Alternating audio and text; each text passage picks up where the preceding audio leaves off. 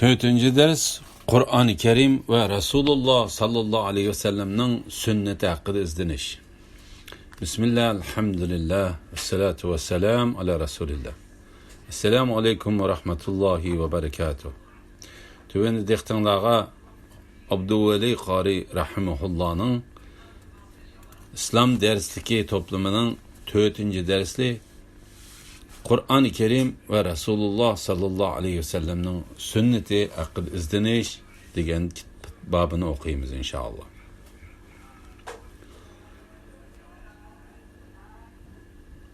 Euzubillahimineşşeytanirracim. 4. derste Kur'an-ı Kerim ve Resulullah sallallahu aleyhi ve sellem'nin sünneti hakkında izdeniş. Kur'an-ı Kerim ve Resulullah sallallahu aleyhi ve sellem'nin sünneti hakkında izdinimiz, lekin Kur'an-ı Kerim hakkındaki izdenişimiz Kur'an-ı Kerim'nin içindeki noktalar hakkında emas. Kur'an-ı Kerim umum mavzuda izdenimiz. Kur'an-ı Kerim Allah subhanahu ve teala'nın huzuridan ikenligi de şek şüphe yok. Estaizu billah. Elif, Lam, Mim. Zalikel kitabu la raybe fih huden lil muttaqin. Elif, Lam, Mim. Bu kitapta, yani Kur'an'da hiç şek yok. O takvadarlığa yetekçidir. Allah subhanahu ve teala Kur'an-ı Kerim'nin Allah subhanahu ve teala tarafından ikenligiga şübhede bo'lgan kishilarga xitob qilib Resulüge nazil qildi.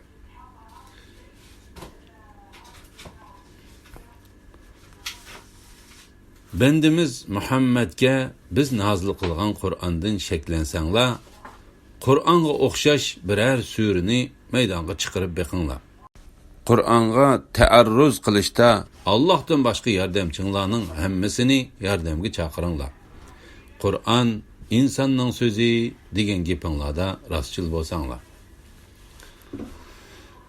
Aytqinki, agar insonlar, jinlar bu Kur'an'ın o'qishini maydonga keltirish uchun yig'ilib bir-biriga yordamlashgan taqdirdami uning o'qishini maydonga keltirolmaydi. Resulullah sallallahu aleyhi ve sellem Allah subhanahu ve teala Resulullah sallallahu aleyhi ve sellem'ge Allah subhanahu ve teala ayting shu narsani deb buyurdi. 23 yıl dünyada en fasahatli xalq bo'lgan Arab xalqining bo'libmi Quraysh xalqining ichida shu so'zni aytib qichqirib turdi.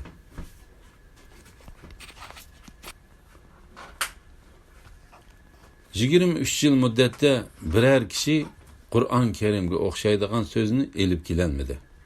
Ya'ni u davr shundoq davr ediki, kishilar jang maydonida bir-birini o'ltirgidek darajada jang qilayotganda o'zi o'ylamasdan to'qigan she'rini bizning hozirgi davrdagi shoirlar ilhom kutib turgan soatda ham yozolmaydigan she'rni yozadi.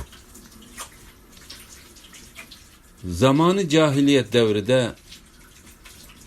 bütün hamma islomga mansub yoki islomga mansub bo'lmagan xalqlar ichida birlik kelingan masala ediki, u davr eng fasohat rivojlangan davr bo'lgan.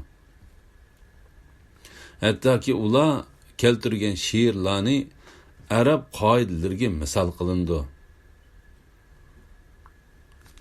Shundoq fasohatli davrda Resulullah sallallahu aleyhi ve sellem 23 yıl muddatda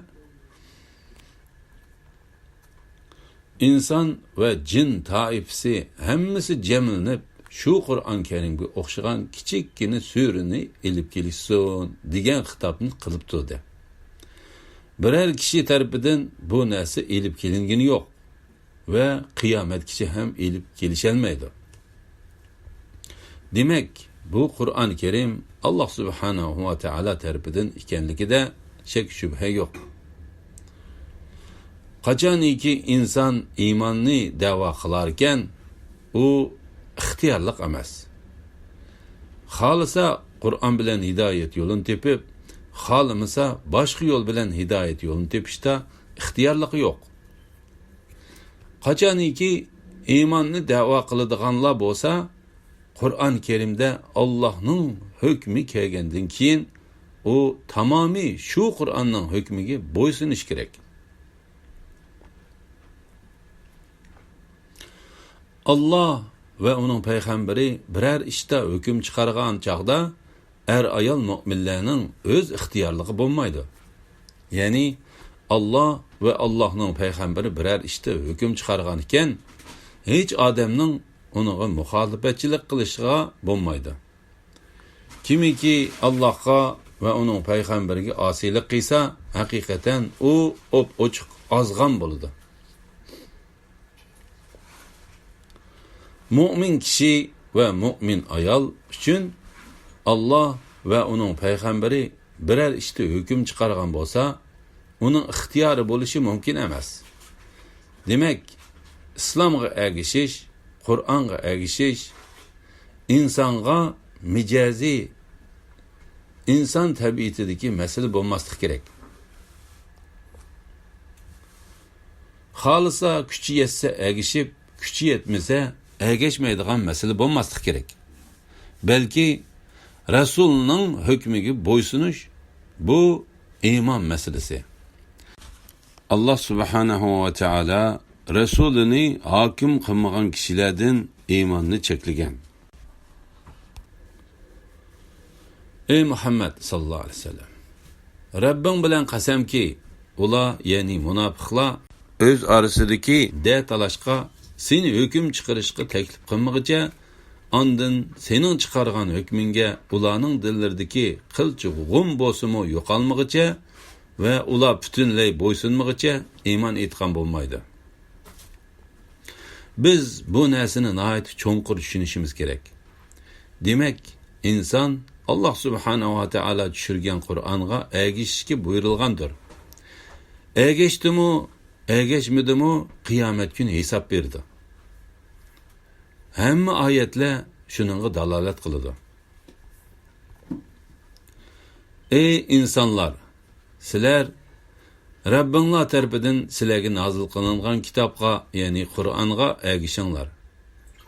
Allohni qo'yib, jinlardan va insonlardan bo'lgan sizlarni ozdiradigan do'stlarga ergashmanglar. Sizlar va'z nasihatni oz qabul qilasizlar. Bu biz nozil qilgan Qur'on muborak kitobdir. Allohning rahmatini umid qilg'uchilardan bo'lish uchun uningga ergashinglar.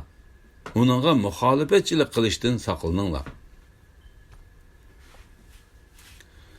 Ey Muhammad sallallohu alayhi vasallam, sana Rabbing tarafidan vahiy qilingan Qur'onga amal qilgin. Allohdan boshqa ma'bud barhaq yo'qdir. Mushriklar bilan teng bo'lmagan. Ey Muhammad sallallohu alayhi vasallam, sana nozil qilingan vahiyga ergashgin. Ya'ni uningga o'zing amal qilib, boshqalarga uni yetkizgin. Allah sen bilan ularning orasida hukm chiqargucha dinga da'vat qilish yo'lidagi mushaqqatlarga chidig'in. Allah eng haqqoniy hukm chiqarguchidir. Mana bu oyatlarning hammasi Allah subhanahu va taala tarafidan tushgan Qur'oni Karimning hukmlariga ergashmakligimiz uchun tushganligiga dalolat qiladi.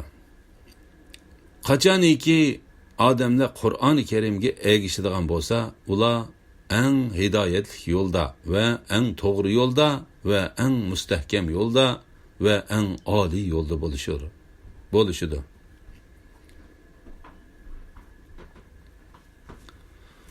Bu Qur'on eng to'g'ri yo'lga boshlaydi. Demak, mu'min kishilar qachoniki iymonni da'vo qilar ekan, ularning aslaridan chiqib ketmasligi kerakki, inson, ya'ni mu'min kishi uchun haqni maqsad qiladigan bo'lsa, faqat Qur'onga ergashishi shart. u qachoniki Qur'onga ergashmasa, hargiz to'g'ri yo'lda bo'lmaydi. Qur'oni Karimdan bosh tortgan, yuz o'rgan kishilarni Alloh subhanahu va taolo zolimlar deb atadi.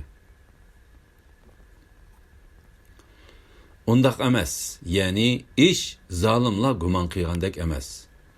Qur'on ilm berilganlarning ko'ngillarida saqlangan ro'shan oyatlardir. Bizning oyatlarimizni faqat zolimlar inkor qiladi.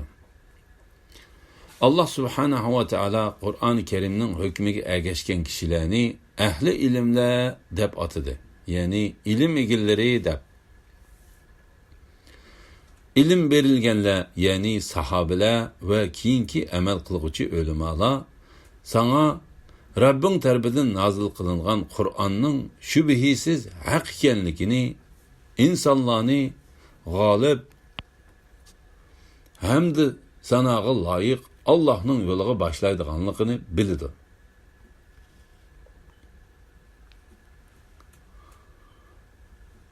Qur'on Azizul Hamid bo'lgan zotning yo'liga boshlaydi. Shuni ham bilishimiz kerakki, din dushmanlari tarafidan Qur'oni Karim Arabistondagi sahroda yashagan badaviy arablarga tushgan. Shularning axloqlari uchun nihoyat manfaat bergan.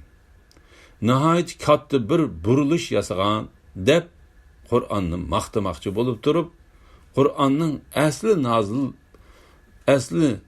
nazil bo'linish maqsadidan sodda odamlarni burab tashlamoqchi bo'ladi. Qur'oni Karim mu'min kishining e'tiqodida bir aholiga tushib, bir aholi bilan aloqasi yo'q narsa emas. Qur'oni Karim bir ummatga tushib, boshqa ummat buning sirtida emas. Qur'oni Karim har bir insonga, har bir xalqqa, har bir ummatga, har bir jamoaga, butun olamga qiyomat kunigacha bo'lgan insoniyatga nozil bo'lgan. Butun jahon ahlini Allohning azobidan ogohlantiruvchi bo'lishi uchun bandisiga, ya'ni Muhammad alayhissalomga haq bilan botilni ayiruvchi Qur'onni nozil qilgan Allohning barakati buyukdir. Ey Muhammad sallallohu alayhi vasallam, seni biz butun ahli jahon uchun faqat rahmat qilibla avatdik. Ey Muhammad sallallohu alayhi vasallam, aytqinki, ey insonlar, men haqiqatan sizlarning hammanglarga Alloh tarafidan avatilgan elchiman. Mana bu oyatlar shuningga dalolat qiladiki, Qur'oni Karim butun insoniyatga o'zini inson deb atagan, qiyomatgacha bo'lgan butun insoniyatga nozil bo'lgan. Alloh subhanahu va taolo Qur'onga ergashgan kishiga saodatni, baxt va va'da qildi. Saodatni, baxtni va'da qildi. Qur'ondan bosh tortgan kishiga shaqovat, badbaxtlik bilan uni qo'rqitdi. Haqiqatda ham shundoq bo'ladi. Kimiki mening hidoyatimga ergashsa, u azmaydi va oxiratda shaqiy bo'lmaydi. Yo'limga ergashganlarga oxiratda qo'rqinish va g'am qayg'u bo'lmaydi.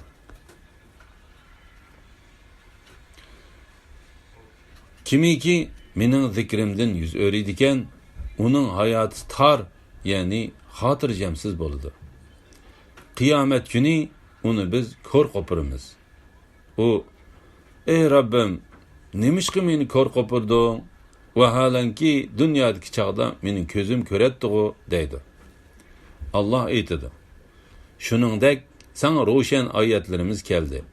Sen ularni tark etding. Sen bugun shuningga o'xshash tark etilsan. Allohning zikridan bosh tortgan odamga Alloh subhanahu va taolo dunyoning o'zida xor, bir hayotni vujudga keltirdi. Qiyomat kuni ko'r bo'lgan holatda u ko'r edi.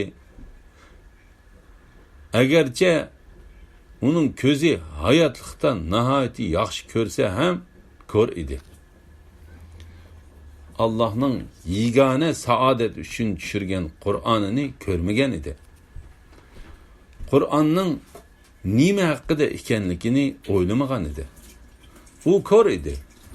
U ko'rligini dunyoda tan olmasa, qiyomat kuni uni terildirganda Alloh subhanahu va taolo uni ko'r qilib qo'ydi. U ko'rligini shundala bildi. O'z so'raydiki, meni nima uchun mahsharga ko'r qilib qo'pirding deydi. Mening oyatlarim kelgan vaqtda sen esdan chiqargan eding. Sen ham bugun esdan chiqarildi.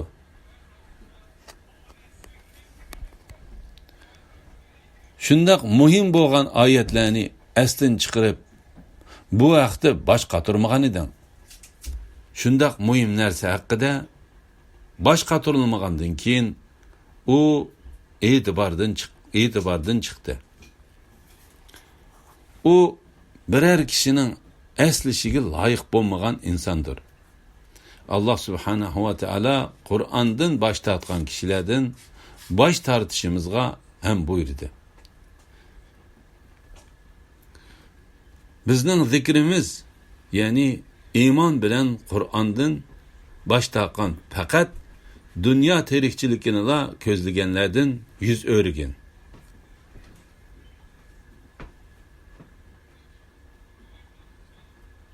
Bizning zikrimiz, ya'ni iymon bilan Qur'ondan bosh tortgan faqat dunyo tirikchiligini ko'zlaganlardan yuz o'rgin. Ularning ilmdan yetgan yeri ana shu. Ularning yetib borgan yeri shu hayot deyishdan boshqani tushunishmaydi. Mana hozirgi odamlarning ziyoli tabiqasini tekshirib ko'rsangiz, hozirgi hamma qilinayotgan harakatlari, hamma narsa shu hayoti dunyodan boshqa emas. Yetib borgan narsa shu.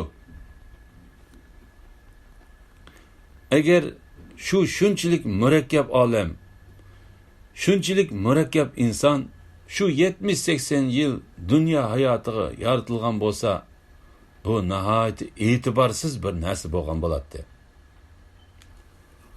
Alloh subhanahu va taolo Qur'oni Karimda birov bilan Qur'on Karimning hukmini o'zgartiradigan bo'lsa, murassa qilishmaslikqa buyurdi.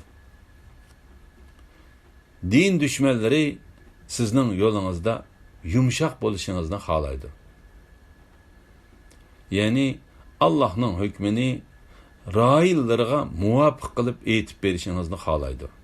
Hatto Rasululloh sallallohu alayhi vasallamning shundoq bo'lishini xohlaydi.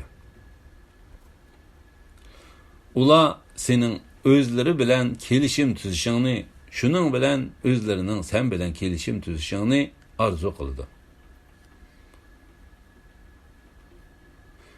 Ular Rasululloh sallallohu alayhi vasallamning oldiga kelib, oxiri charchashdida u kishining mustahkamligini ko'rib, endi bo'lmasa ham bizning ma'budlarimizga ibodat qiling. Biz ham kelib masjidingizda ibodat qilaylik dedi.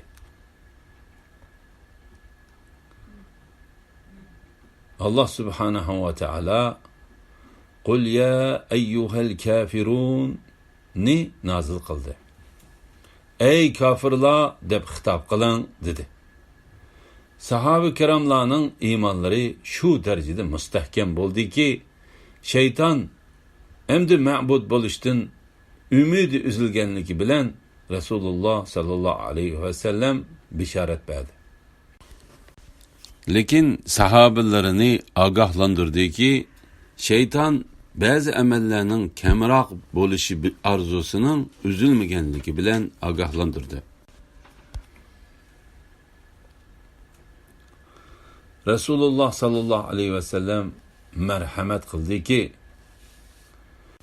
shubhisizki shayton sizlarning zamininglarda ma'bud bo'lishdan umidi uzildi.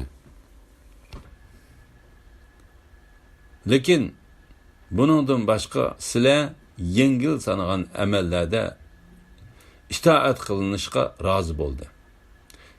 Ehtiyot qilinglar. Men sizlarga mahkam yepishsanglar, menga hargiz izib ketmaydigan narsani qoldirdim. U Allohning kitobi va Allohning payg'ambarining sunnati dedi. Shaytonning insonga ma'bud bo'lishidan umid uzilishi bizning o'rnimizda ham shundaqmi, birodarlar? Yo'q, undaq emas. Shaytonga ko'p odam ibodat qiladigan bo'lib ketgan. Qur'on hadisdan tashqariga chiqish bilan shaytonga ibodat qilish davri boshlandi. Rasululloh sallallohu alayhi va sallamning sahobalarga bergan bishoratlari shayton sizlarning ziminingizlarda dedi.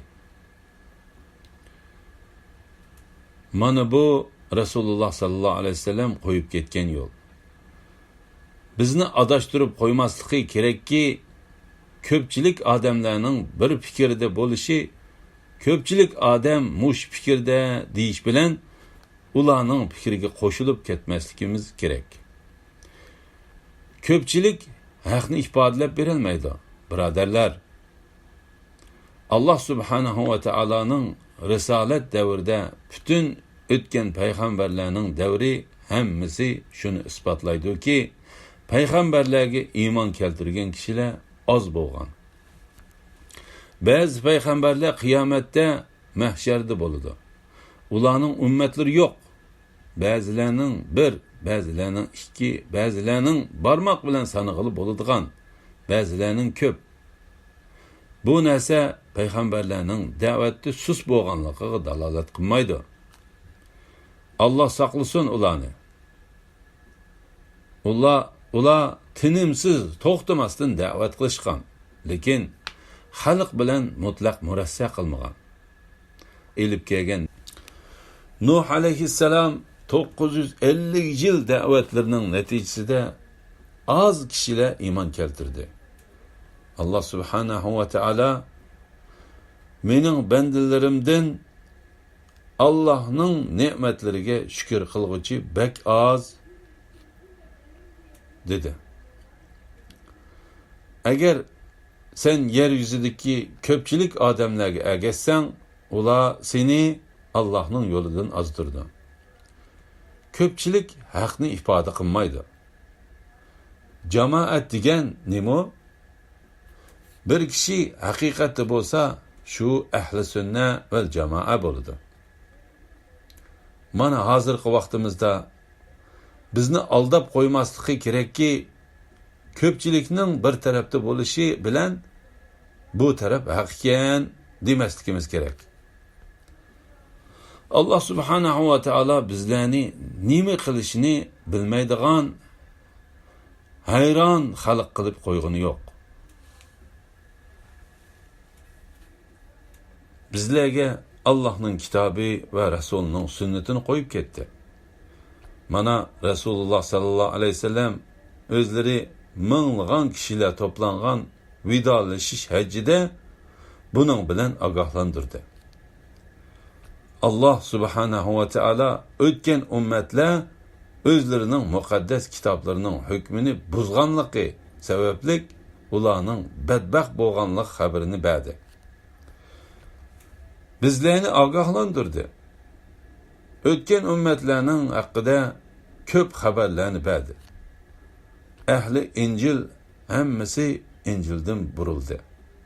Ahli Tavrat o'zlarining muqaddas kitoblarini o'zgartdi. Allohning hukmini buzishdi. Katta odamlar o'g'irlik qilsa qo'lini kesmidi. Biror ojiz odam o'g'irlik qilgan bo'lsa, Allohning hukmini ijro qilib qo'lini kesishdi.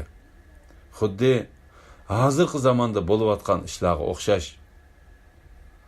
Alloh subhanahu va taolo ularni shu amal bilan halok qildi. Haqiqat umumiy insonlar o'rtasida o'zgarmas bir bo'lmasa, bu insoniyatga halokatdan boshqa narsa yo'q. Shuning uchun Makkani fath qilish g'azotida o'g'irlik qilgan bu ayolning masalasi haqida Quraysh qabilasi bosh qotirib, kim bu vaqtda payg'ambar alayhisalomga gap qiladi deyishdi. Ondan ular bu ishqa Zeydning o'g'li Usamala jur'at qila oladi. Chunki payg'ambar alayhisalom uningga amroq deyishdi. U ayol payg'ambar alayhisalomning oldiga keltirilganda Zeydning o'g'li Usama u ayol haqida payg'ambar alayhisalomga gap qilib edi. Payg'ambar alayhisalomning chiroyi tatirib, Allah subhanahu va taala belgilagan bir jazoga shafaat qilmoqchimisan dedi. Buni anglagan Usama darhol, ey Allohning payg'ambari, gunohimning kechirilishini tiligin dedi. Kech bo'lganda payg'ambar alayhisalom so'z qilib, Allah subhanahu va taolaga loyiq hamd sana aytgandan keyin, sizlardan ilgarikilar ularning esil zodlari o'g'irlik qilsa jazolamay tashlab qo'yib, ojiz bichoralar o'g'irlik qilsa jazolaganligi uchun halok bo'lib ketgan.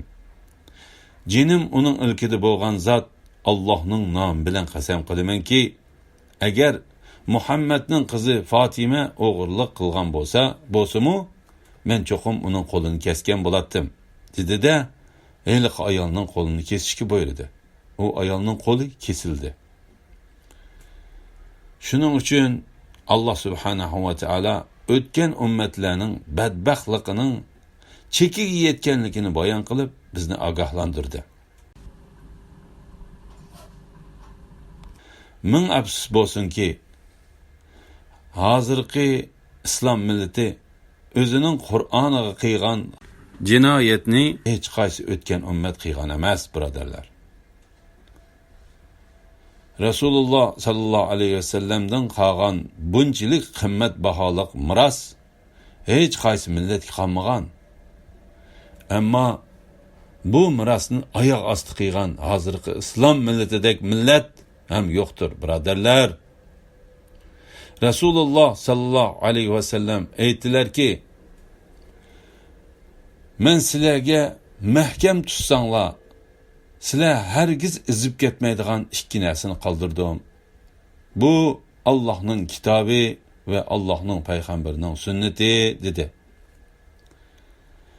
İslam düşmanlari hiyli bilan islom ummatining o'ttirisidan Qur'on bilan hadisni elivetdi. Bu sodda islom millati qo'lidan Qur'on bilan hadisni elib qo'yganligini asdan chiqardi.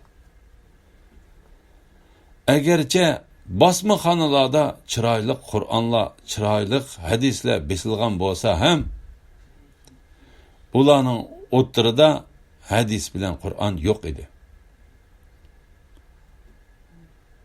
Hatta buningga nihoyat darajada hiyla ishlatildi. Qur'on Allohning so'zi, ulug' kitobdir. Biz ojiz bandalar u narsani bilolmaymiz degan tushunchani o'ttirg'a tushirdi. Rasululloh sallallohu alayhi vasallam tamomiy payg'ambarlarning xo'jisi. U kishi ulug' zot, u kishining so'zlari bek cho'nqur. Lekin biz ojizmiz. U kishining so'zlarini bilolmaymiz degan so'z bilan yo'qotildi.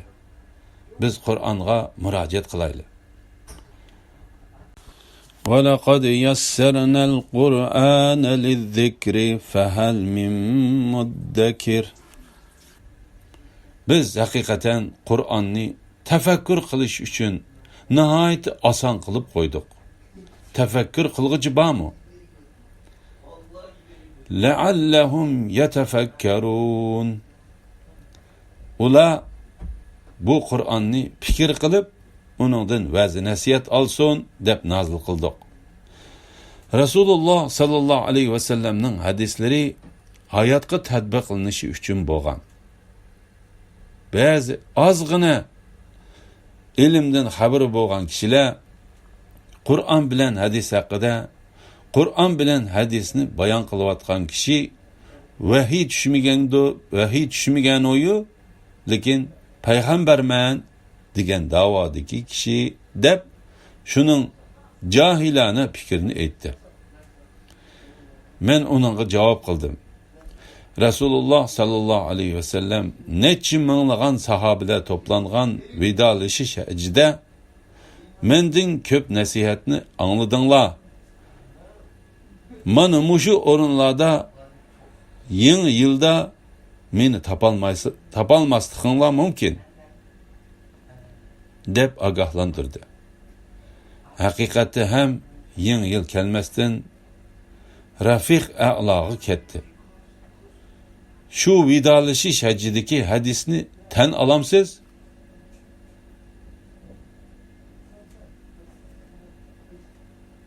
Men sizlarga mahkam tutsanglar, sizlarga hargiz izib ketmaydigan ikki narsani qoldirdim.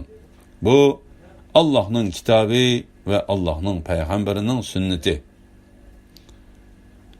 Bu hadisni so'zlaganlikni tan olamsiz?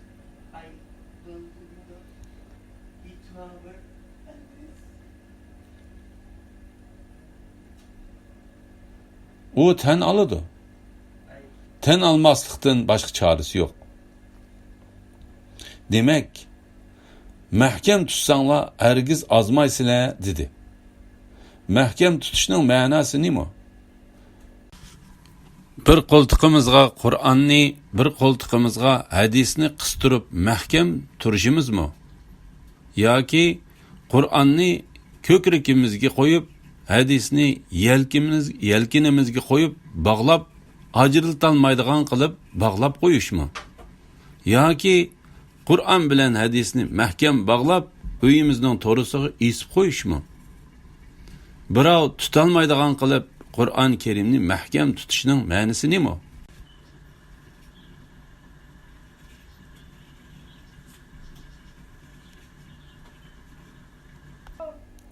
Bir kishi o'g'liga: "O'g'lim, olamdan o'tib ketyapman. Mening vasiyatimni mahkam tutqin. Agar shu vasiyatimni mahkam tutsang, hayotda tamtirmaysan" desa, biz shu vasiyatini ilib, chiroyli qilib yezib, uyga isib qo'yaylik. Yoki doim yonchuqimizga yoki tumar qilib qo'ltiqimizga besib yuraylik. Shu mahkam tutishmi?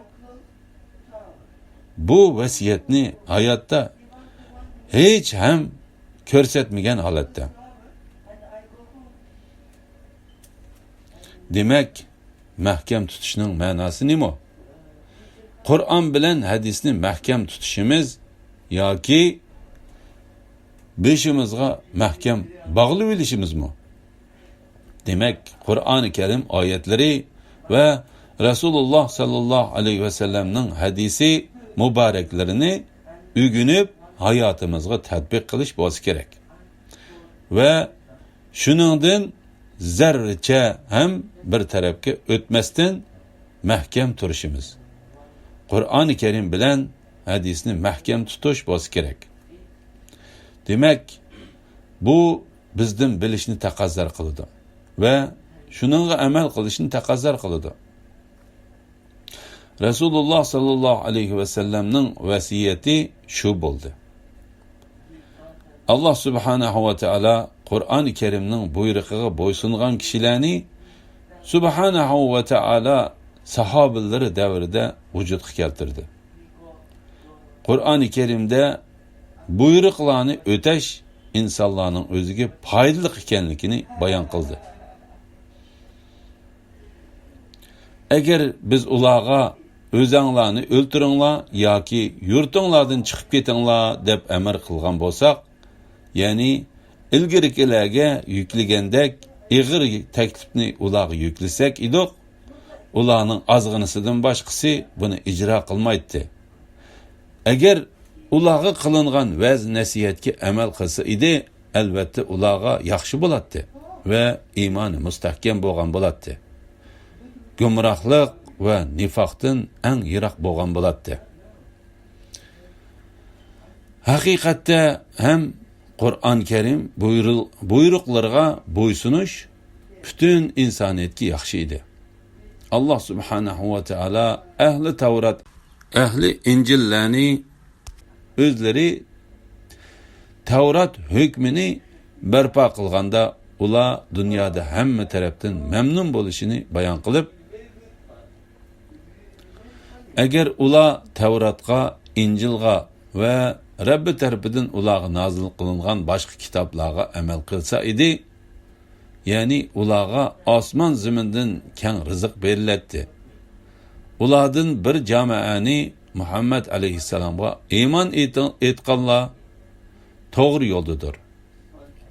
Ulardan bir jamoani Muhammad alayhissalomga iymon etganlar to'g'ri yo'ldadir. Ularning nurg'unlari nima degan yomon ish qilguvchilar? Alloh subhanahu va taolo iymon keltirgan, yaxshi amal qilgan kishilarga Qur'oni Karimda ayol mu'minlardan kimiki yaxshi amal qiladi ekan, biz uni albatta dunyoda qanoatchanlik, halol rizq va yaxshi amallarga muvofiq qilib obdan yashaymiz dedi.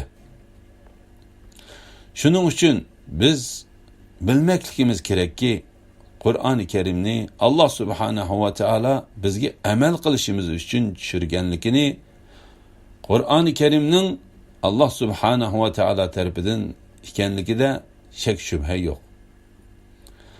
Alloh subhanahu va taoloning Qur'oniga amal qilmasdan güzel şekilde o'qibla kifoyalanib qolganlarni, ya'ni güzel şekilde o'qish albatta yaxshi ish. Lekin shuning bilan kifoyalanib qolgan kishilarning misolini shuningga o'qishdimanki, biror bir kishi sizning qadrdan odamingiz yoki sizning mehribon otingiz sizga maktub xat avatdiki, ma'lum bir kundan keyin ko'rishimiz. Shu ko'rishgan vaqtimizda ko'p kishilar bilan ko'rishimizda shunda bu ishlar barpo qilinsin va bu ishlar qilinmasin. Bu ishlardan nihoyatda ehtiyot qilish kerak deganda ko'p narsalarni buyurgan bo'lsa va shu buyruqlarni bijirmagan kishilarning nihoyatda yomon holatda bo'lib qolganlik xabarini bergan bo'lsa, shu maktub kelgandan keyin siz shu maktubni güzel şekilde o'qib, hatto buni yodlab bilib, tayyorlab, nihoyatda chiroyli o'qiydigan qilib, siz uningdagi buyruqlarning birarsiga e'tibor bermasangiz, shu uchrashish vaqtida mening buyruqlarimni qildingmi deb savol qilgan vaqtida bu buyruqni chiroyli qilib o'qib bersangiz, sizdan mamnun bo'lamdi? Nihoyat qattiq bir dashnam qildiki, mening buyruqlarimni nima uchun bijirmading deydi. Nima uchun qilmading? Qil degan narsalarimni qilmading. Nima uchun qaytirgan narsalarimdan qaytmading? Nima uchun o'tgan xalqlar shu buyruqni bijirmagan vaqtida yomon bo'lganlik xabarini berganligimni anglab ibrat olmading desa, albatta haqli bo'ladi. Mana Qur'oni Karimni chiroyli o'qish bilan kifoyalanib qolgan, amal qilmagan kishining misoli shuning o'xshaydi. Ixlos darsimizda ham bu haqda gap qilib o'tgan bo'ldik. Uningdan tashqari Alloh subhanahu va taolo bizga qattiq bir misolni berdiki, bu misoldan hammamiz ibrat olmoqligimiz kerak. Tavratning lafzlarini o'qilishini o'zlariga yaxshi o'zlashtirib, amalini o'zlashtirmagan kishilarni tamsil qildiki, Tavratni ko'tirishga, ya'ni amal qilishga taklif qilingan ondan uni ko'tirmaganlar, ya'ni Tavrat berilgan va uningga amal qilishga taklif qilingan bo'lsa-mu, onunğa əməl qılmagan və hidayetin paydalanmagan Yahudiler xuddi kitap yüklengen eşekке oxşaydı o. Yani paydalıq çoğ kitaplarını üstüge artıp algan, çarçaştın başka uladın hiç qandaq paydalanılmagan eşekке oxşaydı. Tevrat'ni yadlaş müşaqqati bor. Lekin bu müşaqqatdan özü menfaatlangan emas. Agar Qur'on Kerimde şu ayet bo'lmaganda, şu misalni bir kishi aytsa, uning jazosiga odamlar uni qatl qilib tashlagan bo'ladi. Sen Allah tarafidan tushirilgan muqaddas kitobni quruq labzini bo'lsa ham yodlagan odamni, amal qilmagan odamni haqir, tuvan bir hayvonga o'xshatding deb har qanday jang qilgan bo'ladi. Lekin Allah subhanahu va taolo o'zining abadiy kalomida yod qildi. O'ylab ko'ring. Kitobing nima desa, Qur'on deymiz. Şu so'zdan boshqa narsa bizda qolmadi, birodarlar. Allah subhanahu va taolo aytdiki, sana bir kitap avatgan edim. Seni afzal ummat qilib edim. Seni Rasululloh sallallohu alayhi vasallamga ummat qilib edim. Sen şu kitobning ichidan xabardor bo'ldingmi? degan savol bo'lsa, nima deb javob beramiz, birodarlar? Dunyoning hamma narsasidan xabarimiz bo'lsa, ammo Qur'oni Kerimning buyruqlaridan xabarimiz bo'lmasa, bu buyruqlardan xabarimiz bo'lmasligi birinchi şu sababni aytmoqligimiz kerakki, din dushmanlari bizlarning bilishimizga imkoniyat bermadi. Men malomatimizning qattiq bo'lishi, birinchi özümge ve başkalarga bo'lishi bilan birga shuni eslatib o'tmoqchimanki, bir kishiga Qur'onni bilmaslik özümüzning musulmon birodarlar orasida bo'lganligi uchun Qur'onni bilmaslik ig'ir ekanligini gap qilayotgan edim. Ziyoli tabiqasidan bir kishi Qur'onning ba'zi oyatlarini aytib bersam, u aytdiki, Qur'on Kerimni ma'nosini bilmasdan o'qishidi. Shunga men bu musulmonlarga unumayman degan so'zni, ya'ni musulmonligiga unumayman degan bo'lsa kerak, man qildi. Lekin men o vaqtda musulmonlarni himoya qildim. Uningga aytdimki, so'zingizni sal o'ylab gap qiling. Qur'on Kerimning oyatlaridan so'rang. Men aytib beray. Lekin u mu'min musulmonlarning bilmasligini men xato deb bilaman. Lekin bu xatoga ularlar sababchi emas. Boshqa sabablar bor. Biz tug'ilishimiz bilan, tilimiz chiqishi bilan maxsus bir tarbiyalanadigan joyga berishga majbur bo'lsak, atigandan kechgacha islomni masxir qiladigan targ'ibotlarni anglasak, tinimsiz ota-onalaring bulungda do'ng'iyib namoz o'qiydi degan masxirlarni anglasak,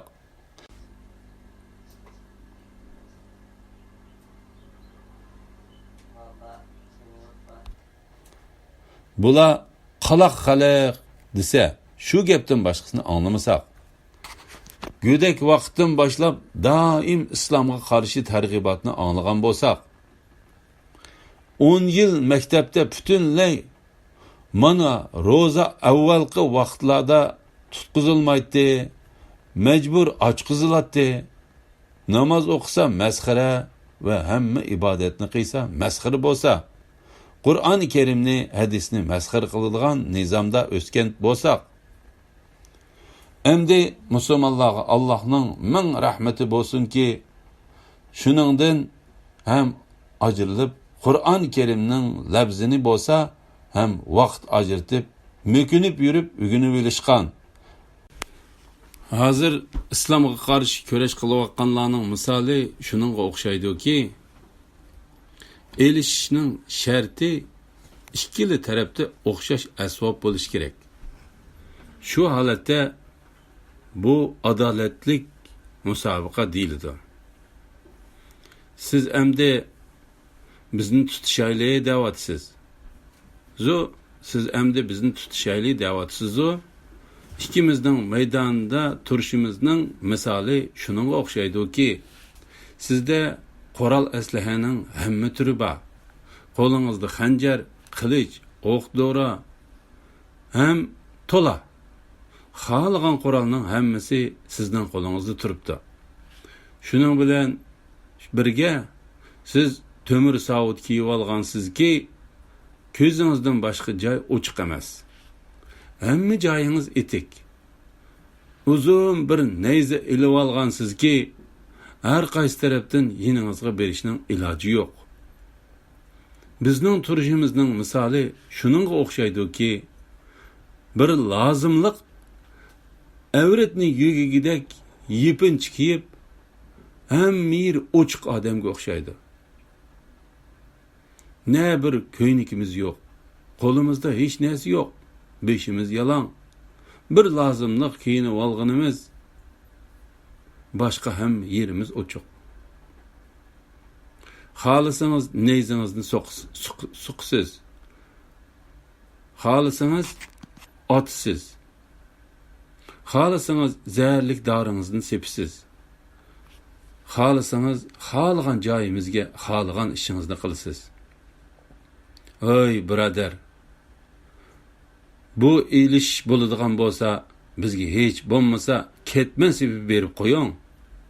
Kim biz bilan gaplashayang desak, yo'q, sen mushu holatda men bilan ko'rishsan deganda, sen mushu holatda men bilan ko'rishsan deganga o'xshaydi.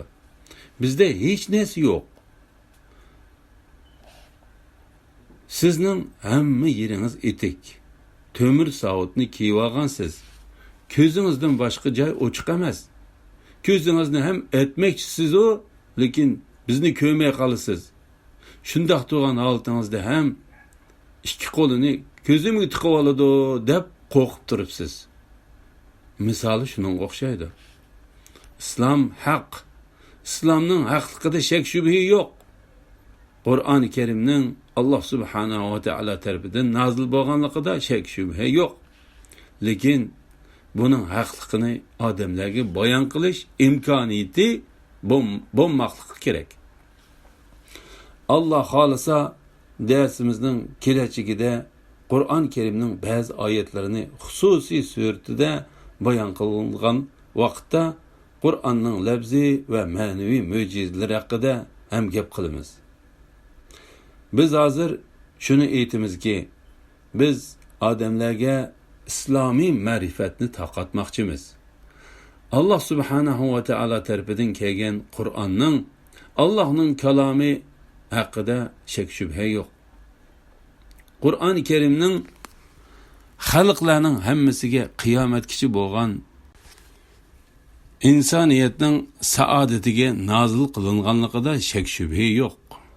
Shuning uchun biz yaxshi bilmakligimiz kerakki, Qur'oni Karimning tushundirilishining o'zi odamlarning qalblarini ochadi. Islom tarixiga murojaat qilsak, islom fathi qilingan joylar, ya'ni islomning ruhiy fathi qilingan joylar, islom jihodi bilan fathi qilingan joylardan ko'pdir, birodarlar. Nima uchun? Islomni tushirgan zot Qur'onni tushirgan zotdir. Qur'onni tushirgan zot koinotni yaratgan zotdir. Koinotni yaratgan zot mana shu insonni yer yuziga xalif qilib avatgan zotdir. Bu yaratquchining yagona ekanligiga dalolat qildi. Olam yagona bir qonuniyatga bo'ysunadi. İnsanlar hayoti yagona qonun bo'lgan Qur'onga bo'ysungandilar baxtli bo'ladi. Agar olam Allah avatgan qonuniyatdan zarra chiqsa, olam parchalandi. Xuddi insoniyat o'ziga avatilgan Qur'on qonunidan tashqariga chiqsa, hayot badbaxtlik hayotiga aylangandek, mana moddiy quvvatlar, moddiy qulayliklar eng rivojlangan davlatlar ichidan yimirilib bormoqda. Nima uchun? Ularning misoli shunga o'xshaydi-ki, bir qanoti nihoyat kuchli bo'lgan qush, ya'ni moddiy tarafi bir qanot desak, bu nihoyat kuchli. Yana bir qanoti ma'naviy tarafi erib ketayotgan qushning uçmoqchi bo'lganiga o'xshaydi. Bu qush ko'rinishida uchib ketayotgandek bo'lsa ham, tez kunda yiqilib tushishi muqarrar. Hozirgi taraqqiyot bir qanoti nihoyat kuchli bo'lgan, yana bir qanoti erib ketayotgan qushga o'xshaydi. Shuning uchun insoniyatga Qur'oni Karim hayotiga qaytishdan boshqa saodat yo'li yo'qdir. Bu birodarlar mizoji odam tabiatidek masala bo'lib qolmasligi kerak. Yaxshi tushunaylik. Bu iymon va kufr masalasidir. Qur'on hayot yo'lini bilish va tan ilish iymon. Buningdan voz kechish, Allohga sig'inib panoh tilaymiz, kufrdir. Shuning uchun mu'minlar bu masalani mizoji masala deb qaramaslik kerak. Alloh subhanahu va taolo Qur'oni Karimning oyatlariga amal qilishga tavfiq bersin. Qur'oni Karimning saodat yo'li ekanligini Alloh subhanahu va taolo xalqimizga bildirishni nasib qilsin. Alhamdulillah. Yuqorida Abdullah Qori rahimahullohning islom darslaridan tanlanmalarning 4-darsini angladinglar. Oxirini keyin qatimliq o'qishimiz davomlashtiramiz inshaalloh. Va sallallohu ala Muhammad va ala alihi va sahbihi ajma'in. Assalomu alaykum va rahmatullohi va barakatuh.